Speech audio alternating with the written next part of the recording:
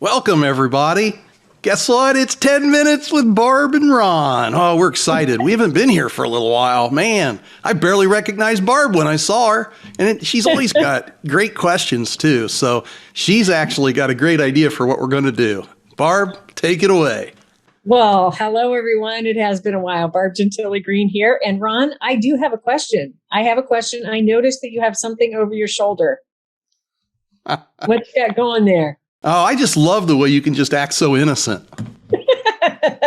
Yeah, you remember we had to arm wrestle for what we were going to do for our first one back after a little while. Yeah. No way. Don't pay attention to him, folks. So anyway, I had shoulder surgery, but it really had nothing to do with Barb. I think it's just age. Anyway, they fixed the rotor cuff, so I think I'm good again in 3 months. Awesome. Good as new. Yeah. Bionic man. So there's some healing going on, and I'm just, whatever Barb wants to do is fine because I can't let her twist this arm for a while. Well, I think we'll start off with kind of a back to school theme because, today we're recording. It happens to be our first day back in session. So what do you think about that? Should we do some back to school sessions? Oh, let's do some back to school. Teachers will appreciate that, and so will the superintendents and principals and parents. Parents, there we go. I just had a great meeting with a set of parents. It was wonderful.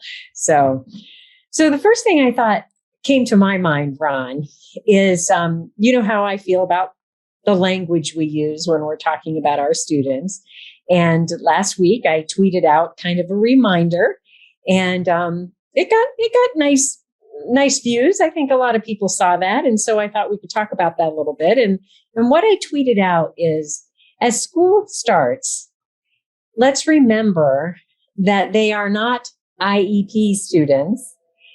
They are students who need a team that is just relentless and strategic and creative in coming up with solutions for their needs. And my phone is ringing, so I'm going to turn that down a little bit. So anyway, that's just a thought. I wanted to talk about how we use language and how it kind of sets a tone. What do you think of that?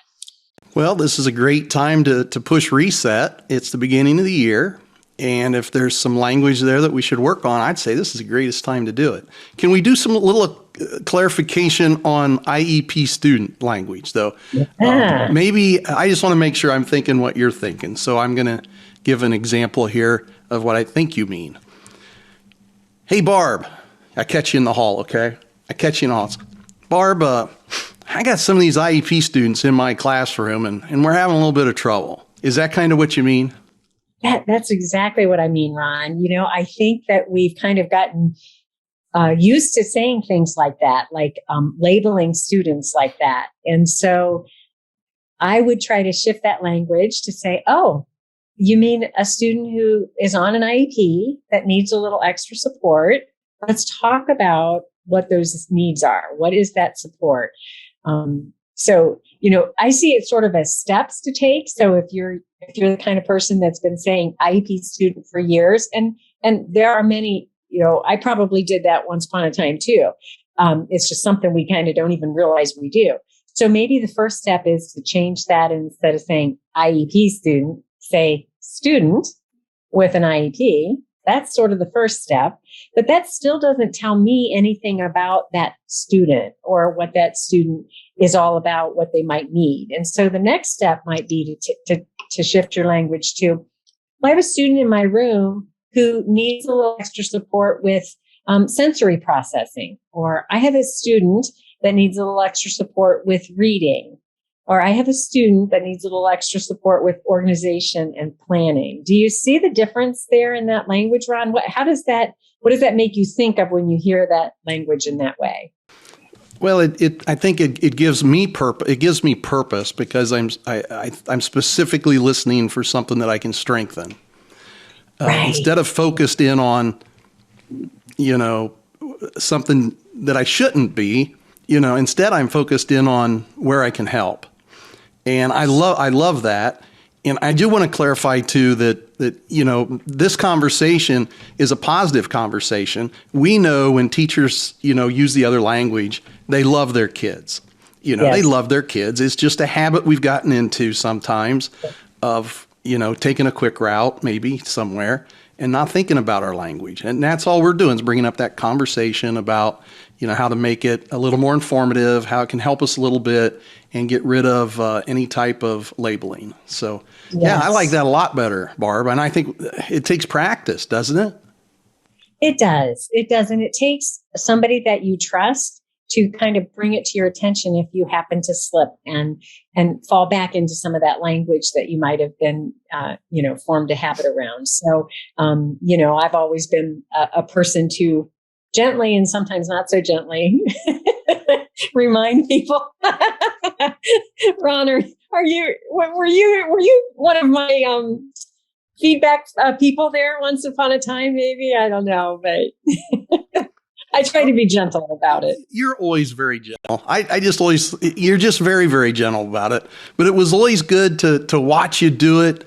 No matter how many people were around, you would still gently do it and say something and bring people's attention to it. And I don't think I ever saw anybody take it wrong either over the years. It's been really nice. They kind of expect you to jump in. Yeah, probably so. That's right. Yeah.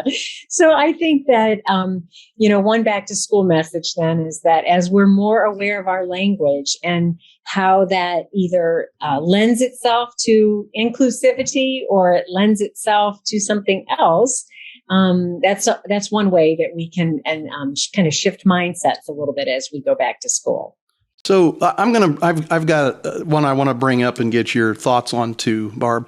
And that is, let's say, for example, I'm an intervention specialist and I have, let's say, 5 kids in your room and you and I are talking and you're getting ready to do something. And I just say, hey, you know what, Barb, I'm going to go ahead and take my students to another room for a little bit.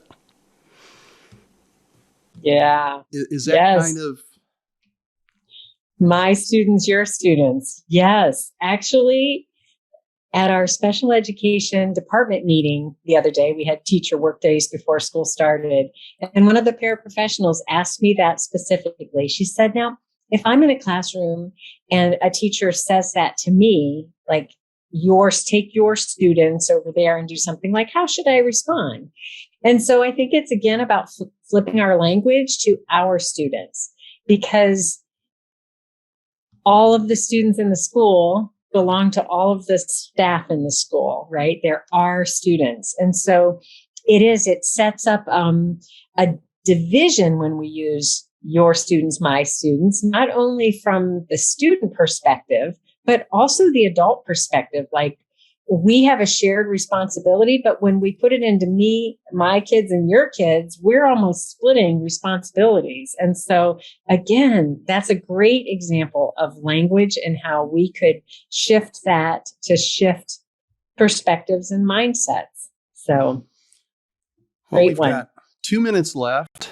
And I like the way that really leads into, especially the districts that are trying to implement universal design for learning, because, there's such an issue of everyone working together and collaborating together and having, time to work together. And because it's a lot of front loading with universal design for learning, and language has a lot to do with it also if we're going to be successful. So I love everything you had to say. I love that we're doing some back to school items.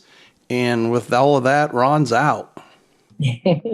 Well, Ron, that's a great connection to UDL. And the other connection I would like to make is, though it is not explicit in the UDL framework, it really is about inclusivity. And it's always been about learner variability is the norm.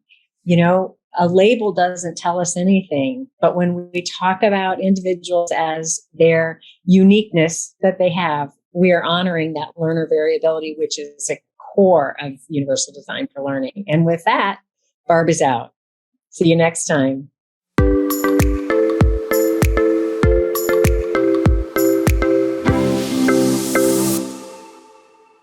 YouTube, please subscribe, like, comment, and share.